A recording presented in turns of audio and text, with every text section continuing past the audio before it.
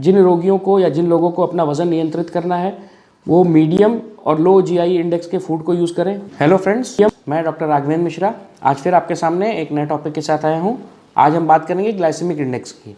Glycaemic index हमारे संतुलित आहार के जो 4-5 कंपोनेंट्स हैं, जैसे पहला कार्बोहाइड्रेट्स जो कि हमारे शरीर में पाचन के बाद ऊर्जा प्रदान करने का काम करता है। दूसरा प्रोटीन्स जो कि हमारे शरीर के बिल्डिंग ब्लॉक्स के लिए इंपॉर्टेंट है। तीसरा कंपोनेंट लिपिड्स जो कि स्टोरेज ऑफ एनर्जी और बाकी कई जगहों पर काम आता है। इसके अलावा हमारे संतुलित आहार में विटामिन्स और मिनरल्स भी पाए जाते हैं। कार्बोहाइड्रेट की अगर हम बात करेंगे, कार्बोहाइड्रेट पाचन के उपरांत सिंपलर फॉर्म में ग्लूकोज के रूप में हमारे शरीर में, हमारे रक्त में आ जाता है। कई बार मेटाबॉलिक सिंड्रोम्स की वजह से हमारे शरीर में ब्लड में शुगर की मात्रा बढ़ने लगती है, जिसको कि हम डायबिटीज़ के नाम से जानते हैं। डायबिटीज़ के बेटर कंट्रोल के लिए या शुगर के रोगियों को सही आहार दिशा निर्देश देने के लिए यूरोपियन सोसाइटी द्वारा ग्लाइसेमिक इंडेक्स करके एक स्केल बनाई गई, स्केलिंग की गई, जिसमें एब्सोल्यूट ग्लूकोज को इन्होंने 100 की स्केलिंग दी है, 100 की ग्रेटिंग दी है। और ये 0 से लेकर 100 के बीच में सभी ऐसे आहार के तत्व जिसमें कार्बोहाइड्रेट प्रेजेंट होता है उसमें हम लोग ग्लाइसेमिक इंडेक्स की रेटिंग देते हैं।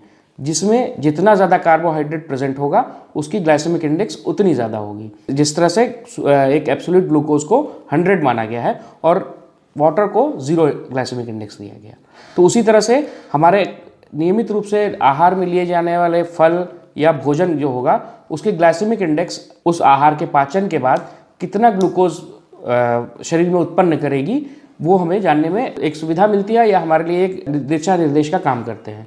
तो आमतौर पे आप लोगों ने सुना होगा या हम लोगों ने कई बार चर्चा की है, अपने मरीजों को भी राय देते हैं कि आपको वो आहार खाना है, वो फल आप खा सकते हैं जिसका ग्लाइसेमिक इंडेक्स लो हो। जनरली देखा गया है कि उन आहार तत्वों का जिनका ग्लाइसेमिक इंडेक्स 55 या उससे कम हो उसको हम लो जीआई फूड कहते हैं, लो ग्लाइसेमिक इंडेक्स फूड कहते हैं। ऐसे आहार जिनका ग्लाइसेमिक इंडेक्स 70 से ज़्यादा हो उनको हम हाई जीआई फूड या हाई ग्लाइसेमिक इंडेक्स फूड कहते हैं। शुगर के रोगियों को या जिनका मोटापा ज़्यादा है, जिनको वज़न नियंत्रित करना है, उनको इस या तो लो जीआई फूड, लो ग्लाइसेमिक इंडेक्स फूड या मीडियम यानी कि इन बिटवीन 55 से लेकर के 70 के बीच के जो ग्लाइसेमिक इंडेक्स के फूड हैं वो लेना चाहिए। जो भी आहार हम ले रहे हैं उसका ग्लाइसेमिक इंडेक्स 3-4 कंपोनेंट्स पे या 3-4 पॉइंट पर डिपेंड करता है कि उसका ग्लाइसेमिक इंडेक्स कितना होगा। पहला तो टाइप ऑफ कार्बोहाइड्रेट्स, यानी कि जो भी हम कार्बोहाइड्रेट रिच फूड ले रहे हैं, किस प्रकार का कार्बोहाइड्रेट उस फूड में है उसके हिसाब से उसका ग्लाइसेमिक इंडेक्स डिसाइड होगा।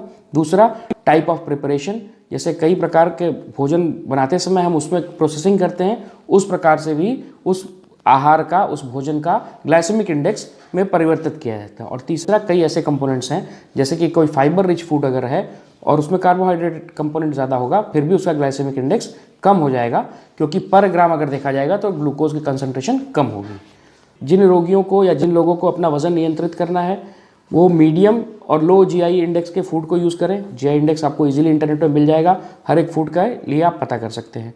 दूसरा, हम मेथड ऑफ प्रिपरेशन की अगर बात करेंगे तो जो भी हाई या मीडियम जीआई फूड है उसका जीआई हम मॉड्यूलेट कर सकते हैं, उसको परिवर्तन कर सकते हैं उसके साथ खाने वाले कंपोनेंट्स के साथ। जैसे राइस एक नॉर्मल स्टेपल डाइट है हमारे उत्तर प्रदेश में या नॉर्दर्न इंडिया की अगर हम बात करें तो वहाँ पर इसको हम अगर प्रोटीन के साथ मिक्स कर लेते हैं कार्बोहाइड्रेट रिच डाइट को तो उसका ग्लाइसेमिक इंडेक्स कम हो जाएगा। जैसे दाल चावल हम लोग नॉर्मल रूप में खाते हैं, ये बहुत अच्छी चीज़ है जो कि हमारे नॉर्थ इंडियन डाइट को प्रिवेंट करती है।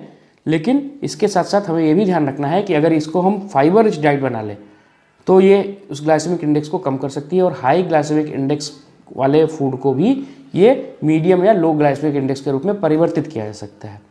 इस तरह से हम अपने ग्लाइसेमिक इंडेक्स को ध्यान में रखते हुए अपने शुगर इनटेक को ठीक कर सकते हैं, कंट्रोल कर सकते हैं और ये हमारे वज़न को नियंत्रित करने में भी बहुत सहायक सिद्ध होगा। धन्यवाद।